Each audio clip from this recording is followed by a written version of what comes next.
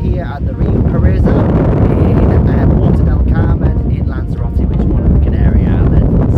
And this hotel is great. It's a 4-star and it's kind of like 2 hotels pushed into one.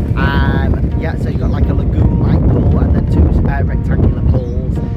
2 specialty restaurants here, which is a Chinese, and also you've got a Canary in as well. The facilities are great, the shows are fantastic, although I haven't really been to one. I'm more one for going back to the room and watching a movie. However, my friends that have come with me, Fred and Pat, they said it's spectacular. They really enjoyed it. There's a bit of low-key entertainment that goes on as well. Buffet is fantastic. It's a great location to walk out onto the beach, onto the Los Pocillos beach, and then you've got Puerto Del Carmen to the right, and then you've got Matagorda to the left. So let's take a look around this beautiful property. So thank you for watching Adventures with the Bullies. My name's Tommy, but for now, adios.